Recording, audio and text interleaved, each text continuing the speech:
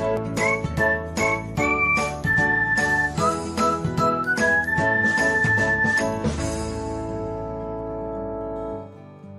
everyone, welcome back to another episode of Technologyglance.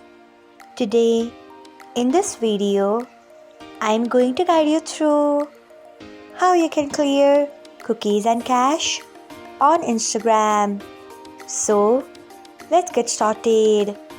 Firstly, open Instagram app in your device. Then tap on profile icon. Next, tap on three lines icon. After that, tap on settings and privacy. Then scroll until you find website permissions. Next, tap on it. After that, tap on browser settings. Next, you can see the option of clear cookies and cache at the top.